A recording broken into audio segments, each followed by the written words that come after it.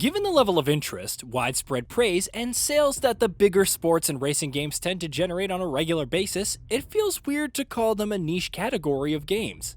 Even so, it requires its audience to have very particular tastes, and if you do have those tastes, you're probably pretty happy about how 2022 went. Arcade racers, hardcore racing sims, addictive management simulators, you name it. 2022 was chock full of great sports and racing games to play on a pretty consistent basis. Here, we'll talk about our favorite games from that group before crowning one of them as the one that captured our attention more than all the others. Note, the nominees and winner were decided by an internal vote held among the entire Gaming Bolt staff. Nominees: Redout 2. Fans of anti-gravity racers have been begging Sony and Nintendo to put out more Wipeout and F-Zero games. But at the very least, until they do so, if they ever do, we do have some great alternatives to turn to, like Redout 2.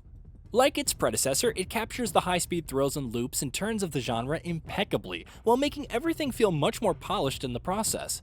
Not to mention the fact that it looks incredible. There's also a ton of content for players to feast on here, with the highlight undoubtedly being a meaty campaign. Its steep learning curve might turn some people away, but if you get the hang of it, you're in for a great time. Shredders. Shredders is yet another example of an indie taking up the mantle of an absentee genre giant. EA refuses to make more SSX games for whatever reason, but Foam Punch's Shredders serves as a decent substitute. To be clear, there's plenty of room for improvement here. But you can't help but appreciate the single-minded focus with which the game tries to recreate a fun and arcadey snowboarding experience. The tricks, the gorgeous white slopes, the semi-open world structures, it all comes together to make a very, very enjoyable experience. WRC Generations. The WRC license is changing developers as it moves to Codemasters in 2023. But this year's WRC Generations served as a fitting send-off to the series' KT Racing era. Under the developer stewardship, WRC Games had a bit of a rough start, but they made consistent and significant improvements year over year, and WRC Generations keeps that trajectory going. With solid audio and visual, a healthy selection of cars and modes, excellent driving mechanics, and the addition of hybrid cars, WRC Generations delivers an accomplished rally racing simulator and caps off KT Racing's time with the license wonderfully. Football Manager 2023. Football Manager is one of very few annual franchises where every new game legitimately feels like a meaningful improvement over its predecessor, so it's no surprise that this year's game turned out to be as good as it is, even if the leap from FM22 to FM23 is smaller than it's been in quite some time. Long-suffering series fans have been well aware of the series' knack for suckering players in for literally hundreds of hours of gameplay, and Football Manager 2023 delivers that in spades as well, to no one's surprise. Micromanaging the operations of a football club and looking through an ocean of granular data may not be everyone's cup of tea, but if you fancy yourself a wannabe football manager like so many others do, then this is the game for you.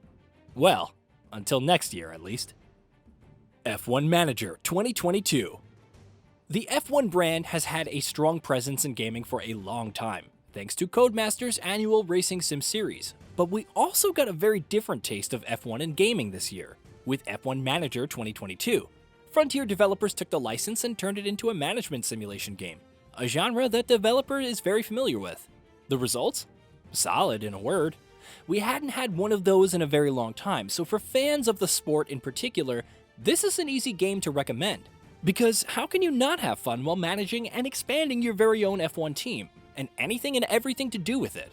Hopefully, this is just the beginning of a long line of games that'll make steady improvements with time, because the foundations laid down here are a promising one. Gran Turismo 7. While Gran Turismo was once at the apex of racing sims, the last decade saw it get lapped by Forza Motorsport. The fact that the series' last mainline numbered entry launched in 2013 and was never available on the PS4 didn't exactly help matters. With Gran Turismo 7, it's safe to say that, at least on the gameplay front, Sony's beloved series is back on track. The traditional single-player GT experience that we'd all been desperate for is present and accounted for here, and it's meatier and more filled with an exuberant love for automobiles than ever before, while the multiplayer suite too offers its own set of strengths. GT7's monetization and progression issues let it down at launch, but with multiple post-launch fixes and tweaks, the game's core strengths have been able to blossom much more. NHL 23. The NHL series is probably on the lowest rung of EA Sports' ladder of annual sports franchises, and the way it's been treated in recent years has made no secret of that fact. This year, however, NHL 23 finally brought about a long overdue upgrade for the series, in some respects at least.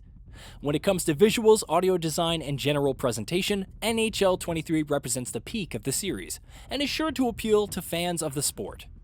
On a gameplay level though, there are as always a number of tweaks, things remain largely unchanged, and while that is legitimate criticism levied at the game by many, and not without merit, there's also no denying that the core gameplay when you're on the ice remains just as fun as ever. Grid Legends. Codemasters' Grid franchise has seen its ups and downs over the years, but this year's Grid Legends felt like a bright spot in more ways than one.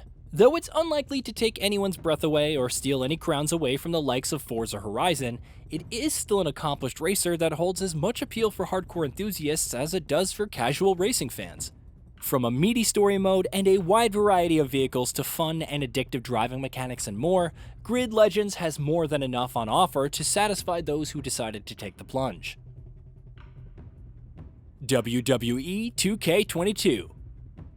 The WWE 2K series was in the absolute worst shape of its life until not too long ago, seeing sharp and consistent declines in quality with each new installment, which finally culminated in the absolute disaster that was WWE 2K20. Thankfully, the series made the very smart decision to recede into the background, regroup, and come back stronger. And come back stronger it did indeed. WWE 2K22 might still have plenty of rough edges, but at long last, it captures the fun of wrestling games like no other game has managed to do in a very long time. It looks better, it plays better, it has all the pomp and panache you'd expect from a WWE game, and more than anything else, it promises a much brighter future for the series. Need for Speed Unbound. Long-suffering Need for Speed fans have been starved for a good new installment in the series for quite some time, though 2019's Heat was pretty decent all things considered, while fans of Criterion had also long been hoping for the developer to make its return.